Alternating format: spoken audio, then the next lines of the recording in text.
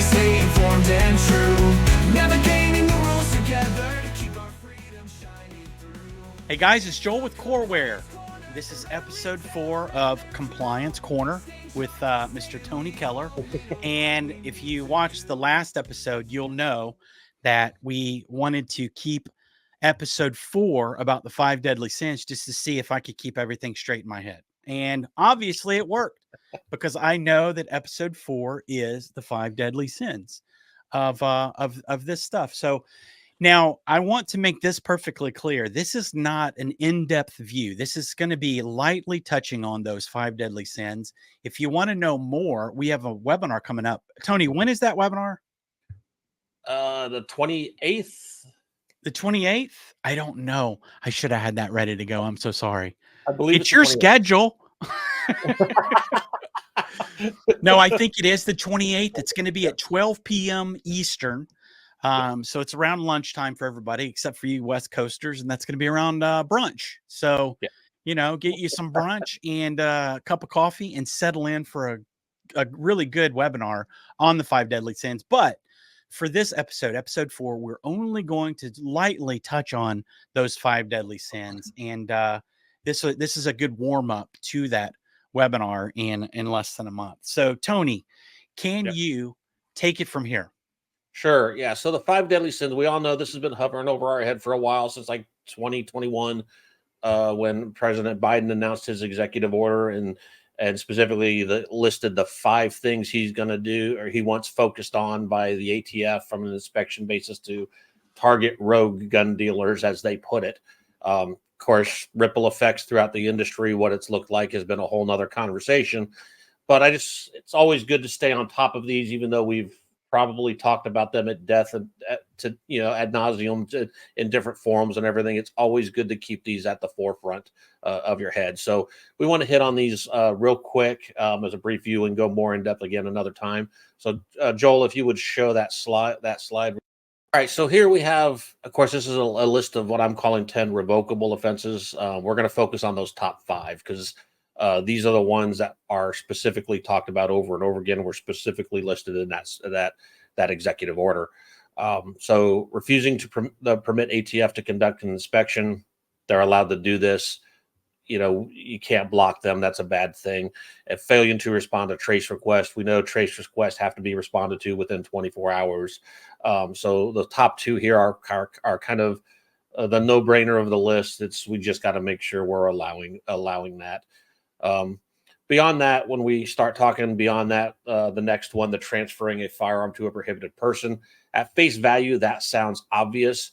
But again, one header can include a couple of different things that might meet those requirements of the prohibited person, or might meet the violation of that specific CFR. So like you see here, some examples, everything from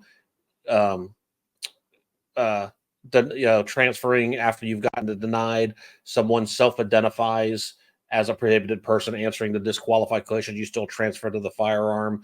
You got your immigrant aliens transferring the firearm, or non-immigrant aliens transferring the firearms to them without collecting the proper information.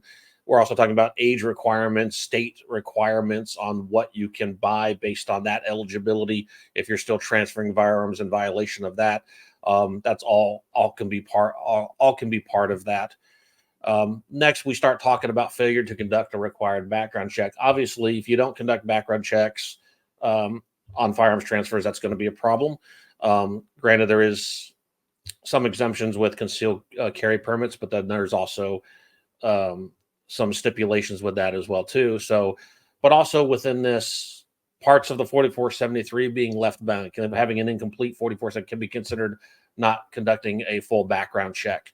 Obviously, there actually is the conducting it. There is recording the NTN numbers properly. If you misrecord an NTN number or a NICS transaction number or POC number that identifies that background check, that can be construed as not running a background check. Taking things like expired concealed weapons permits or ones that are over 5 years old for the NICS exemption, that can be do that. Accepting an out-of-state concealed carry permit in lieu of running a background check, is also failing to run a background check. We also run into scenarios where a background check may be over 30 days old. We've gone past 30 days from the day it was originally submitted. Again, that could be a violation of the background check. And unfortunately, law enforcement ID itself does not qualify as an exemption to having a background check run. So all things that could be considered failing to run a background check. Then we start talking into falsifying records. So this can be anything where we're just recording information wrong. We're filling out that section B and D, the sections that are required to be filled out by the buyer of the firearm. If you're filling in that information or altering that information, that's falsifying records. You're talking adding firearms after a 4473 has been completely completed out, and everything could be considered falsifying records. Otherwise altering, destroying, recording any other kind of false information, not recording firearms properly in your A&D book, or inappropriately even editing those records and altering those records can all be considered that well too. Now, I know this was a very quick, very fast through of those 5 deadly, and there's more we would talk about, as we talk in the community and we hear the results of inspections coming in, there's even more. So we've gotten up into 10, 8, 9, 10. I think one of our last presentations I saw from a colleague even went into 11. But we can talk about more of that another time. Again, those first 5, that's what was specifically talked about in the executive order. That was the stuff that was specifically talked about by ATF leadership and in compliance conferences following up that executive order. So just wanted to give a real quick fly through of those things and what could kind of be involved in those types of scenarios. Awesome. So. I didn't mean to leave there for a minute. I just wanted to give you the entire stage so that you could go over those.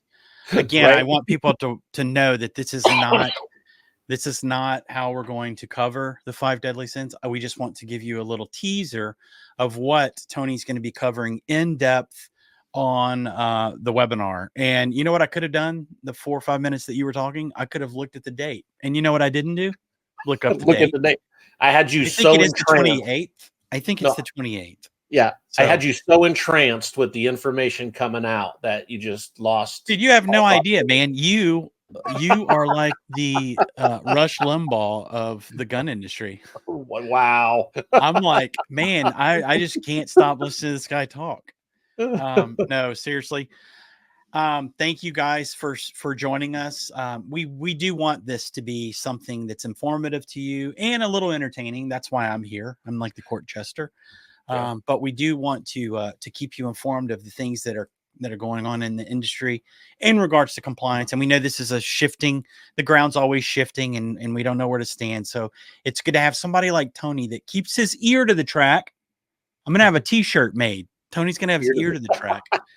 That keeps his ear to the track to keep us all informed of this stuff, because and again, not just we understand that you guys, you're moving product as fast as you can using CoreStore, CoreForce, Corilla, and Coreware. Yep. We know you don't have time to keep up with all of these, changing rulings and whatever. So again, Tony being here is a weapon for you. So be sure to utilize it. Make sure you go ahead.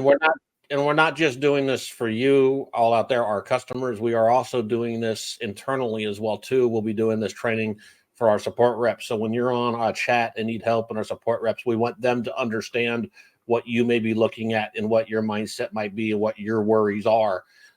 So as I'm presenting this to you, I'm presenting it to them pretty much the exact same way and with the exact same. So. Right. And obviously our robot is going to know the same stuff. So yeah, that's going to be exciting stuff. I don't have anything else, but Tony, you know how these all end. Do you have, again, it does not have to be industry specific. It could be your favorite ice cream. It could be your favorite sport, your favorite sports team. It could be your favorite Olympics opening. I'm I'm gonna start posting some kind of like meme or something up here at the end of everyone, just so you'll. Hey, have one ready. We've got to give the people something, because sometimes you may be doing a video like this and it may be a hard video to make. You always want to end it on a high note. So what's the high note for you, Tony? Tell us something about yourself. Are you a sports guy? Are you like what is a hobby? So I don't know if you see over my shoulder there, Lego Titanic. That's the Lego Titanic. I am a Lego guy. I'm a Lego nerd. That's so wait, you built that? Yeah. How many pieces was that? Oh, I lost track. I don't know. It took me 3 days to build that damn thing. Wow. It's the Titanic. It will sink. That is the Titanic. Yeah. That will sink. Hey, you ought to take it out to I'm sure you have a large lake around you. You ought to take it out there, recreate, the scene. Right. I'm just joking. So thank you guys so much for joining us for episode 4 of Compliance Corner. We are going to bring some more awesome content your way in the very near future. Episode 5 is going to be covering, who knows what's going to happen in the news. I mean, there may be something else that we need to, immediately cover. So we're going to keep episode 5 kind of hanging there. And if you would like for us to cover something in a particular episode, put that in the comments. Just 100%. Let us know. Hey, guys, I would love to know more about so-and-so. It's a really confusing topic. So that's why Tony's here. He is our interpreter of the insane, and he is really good at it. So with that, everyone, have a great day, and we can't wait to see you in the next video. Have a good one. Welcome to the Compliance Corner, where we stay informed and true, navigating the rules together to keep our freedom shining through.